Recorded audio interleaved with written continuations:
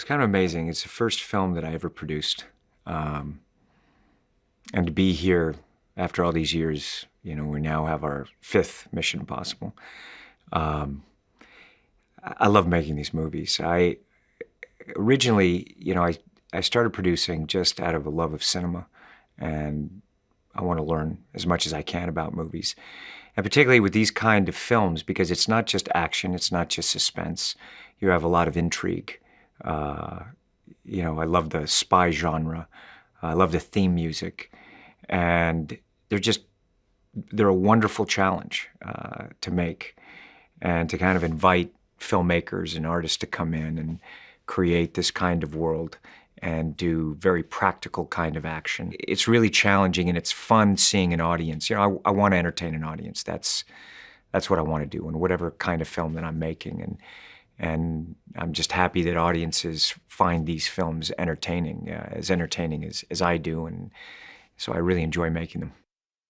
It's big movie making, and I've always wanted to make films all over the world and work with, a multicultural groups on this kind of project, and that's another reason why I started Mission Impossible. Is I wanted to shoot in Prague. I wanted to shoot with foreign cast and work in different countries with those crews and mixed crews and have that experience. And that's part of what Mission Impossible is. It's a journey that celebrates locations. So you have to go to it. We build sequences within cities and celebrate their architecture and their beauty, the aesthetics of their culture, which is also, when audiences see it, I want to transport them. I want to bring them to these places.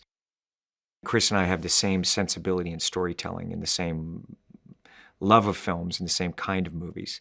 And really right from the beginning, when he came on, he wrote and produced Valkyrie. And of course, I admired his work before that. He won the Oscar for Usual Suspects, and someone who I just think has a very strong and unique voice. In the nicest possible way, we push each other. And I invite that from the people, I work with. And he does also, to say, bring me ideas. I want to hear how you feel about this. Story is king. And every shot has to forward that story and that narrative.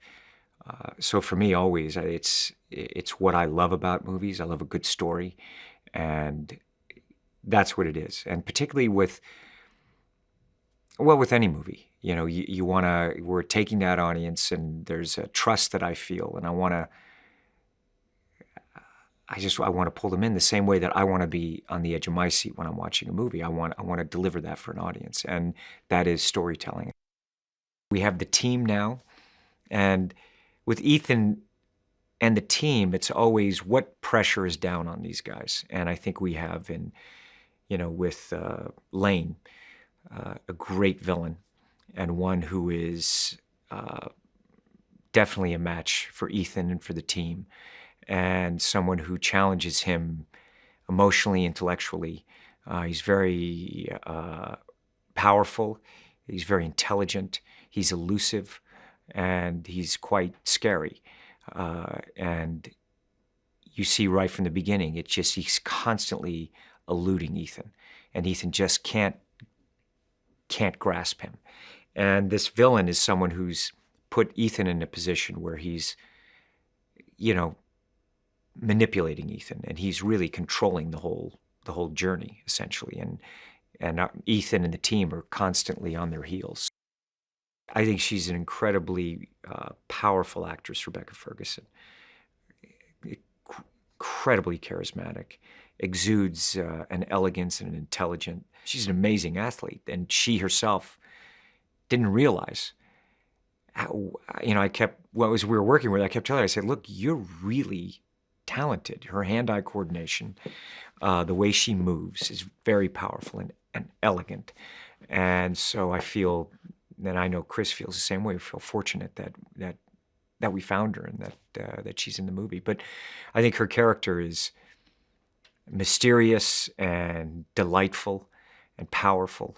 And I think as I do, when I watch her, and I think an audience, that when we screen it for audiences, they're very much leaning forward and very captivated by her. Every day I had a lot of fun with him. Every single day we laughed and still, were able to focus and work hard, and that kind of chemistry that McHugh and I wanted with those characters is very alive there. And the car sequence, because I'm driving the whole time and he had to be in the car. He totally trusted me when we were doing it, which I was thinking, I don't want to tell him how dangerous this really is. I mean, I'm driving high speed, drifting, in a very narrow alleys and slamming up against the wall. And at times we have cameras hanging off of it. It's not like we had extra pads or there wasn't green screen. I was high speed hammering down those stairs. And I remember just like certain seconds, because I have to push it right to the edge. And he just cracks me up in his performance. I mean, it makes me laugh every time I see him. First of all, he's an amazing actor. And he's someone who just embodied that character. He's the nicest guy when you meet him. He's just such a, very kind and humble and, very soft-spoken man. But when he came on as Lane, it was, you're like, this is cool. I mean, I got really excited about it, and very excited when, to see what he's going to do with this character. And as I said, again, he's someone who exudes intelligence and that calculating manipulation that is fascinating and I think quite terrifying for an audience to see.